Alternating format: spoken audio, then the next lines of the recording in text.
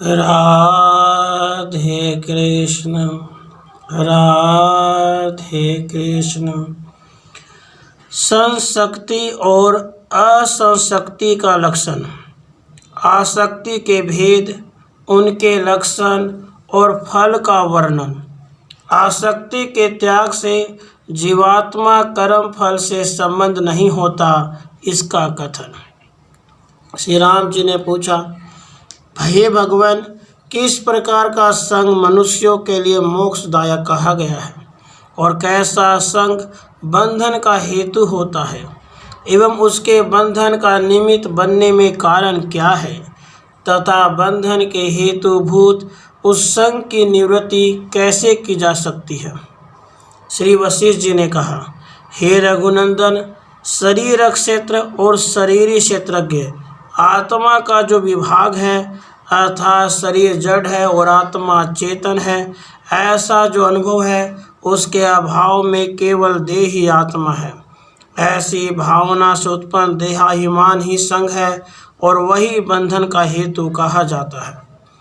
देश, काल और वस्तु से अपरिच्छिन्न होने के कारण आत्मा का स्वरूप अनंत है, किंतु अज्ञानवश उसमें परिच्छिन्नता का निश्चय हो जाने पर जीव अपने अंदर जो सुख की चाह करने लगता है वही संग है और वही बंधन का कारण कहा जाता है।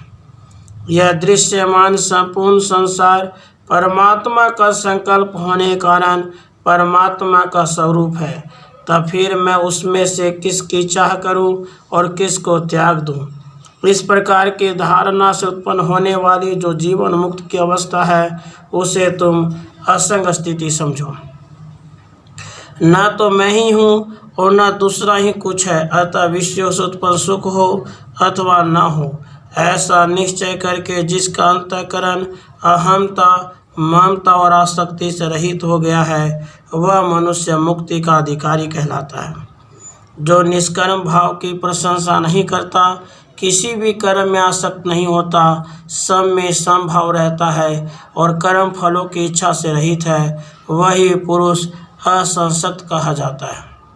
केवल परमात्मा के स्वरूप में अटल स्थिति वाले जिस महात्मा का मन हर्ष, शोक और ईर्ष्या के वशीभूत नहीं होता वही असंशक्त है और उसी की जीवन मुक्त संज्ञा होती है।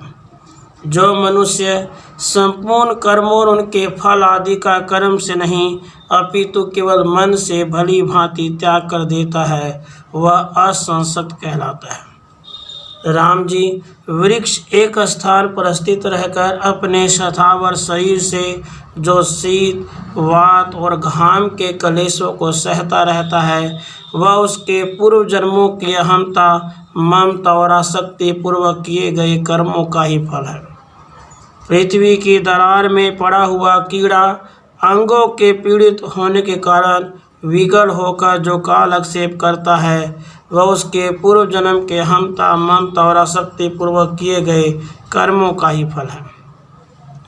जिसका पेट भूख के कारण दुर्बल होकर पीठ से सट गया है तथा बुद्धि आघात के भय से सदा भीत बनी रहती है, ऐसा पक्षी जो वृक्ष की शाखाओं पर निवास करता हुआ काल यापन करता है वह उसके पूर्व जन्मों की अहमता, ममता और आसक्ति पूर्वक किए गए कर्मों का ही फल है।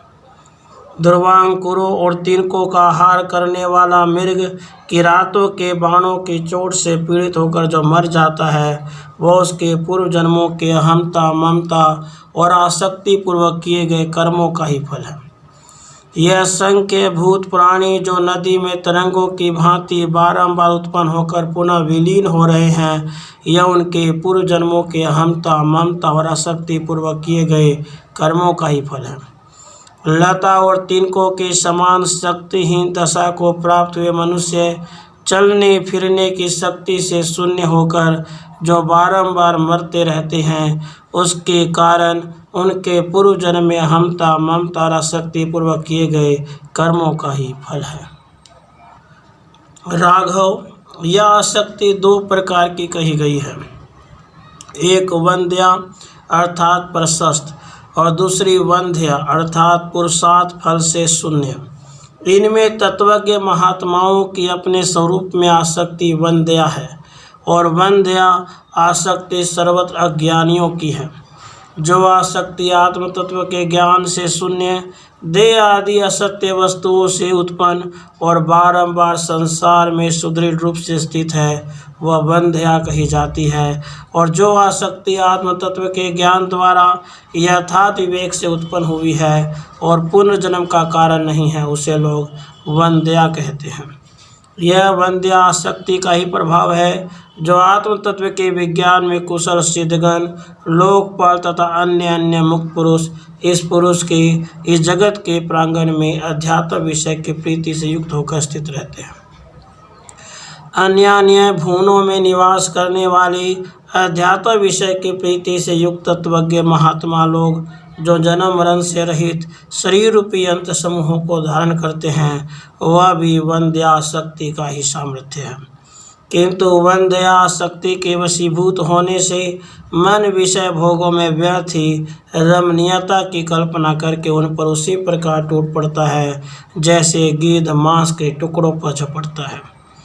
वंध्या शक्ति के प्रभाव से ब्रह्मांड रूपी गूलर के फल के अंदर मच्छर की तरह स्फुरित होते हुए देवता स्वर्गलोक में, मनुष्य मृत्युलोक में और नाग तथा सुर पाताल में स्थित है।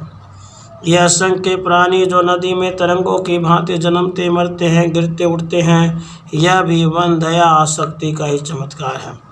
यह भी वंध्या आसक्ति का ही प्रताप है जो ये भूत प्राणी झरनों के जलकणों की तरह बारंबार उत्पन्न होकर पुनः विरसता पूर्वक नष्ट हो रहे हैं। श्री राम, शून्य आकाश में केवल मन की आसक्ति रूपी रंग से संकल्प पूर्वक जो यह जगत रूपी चित्र बनाया गया है, वह कभी भी सत्य नहीं हो सकता। इस संसार में आसक्तिपूर्ण मन से व्यवहार करने वाले मनुष्यों के शरीरों को तृष्णा उसी प्रकार क्षीण करती रहती है जैसे अग्नि की लपट तृणों को भस्मसात कर देती है। जैसे समुद्र तट की सिक्ताओं और त्रस रेणु समूहों की संख्या करना संभव है, उसी तरह जिसकी बुद्धि सर्वथा विषयों में आसक्त है, भला उसके शरीरों की ठीक ठीक गणना करने में कौन समर्थ हो सकता है, अर्थात कोई नहीं। राघव, विषयासक्त चित्त वाला मनुष्य दुखों के कारण सूख जाता है, जिससे वह धधकती हुई नरक अग्नियों के लिए ईंधन समूह का काम देता है, क्योंकि वे नरक अग्नियाँ इस ईंधन से ही जलती है। इस भूतल पर यह जो कुछ दुख समूह दृष्टिगोचर हो रहा है, उस सब की कल्पना विषयासक्त चित्त वाले मनुष्यों के लिए ही है। जैसे जल के तरंगों से युक्त बड़ी बड़ी नदियाँ किलोल करती हुई समुद्र की ओर दौड़ी चली जाती हैं, उसी तरह सारी दुख परंपराएं विषयासक्त चित्त वाले मनुष्यों को आ घेरती हैं। जो मन आसक्ति शून्य सब ओर से शांत आकाश के समान निर्मल रूप से स्थित और असत सा प्रतीत होते हुए भी सत रूप से भासमान हो रहा है, वह साधक के लिए सुख का ही हेतु होता है।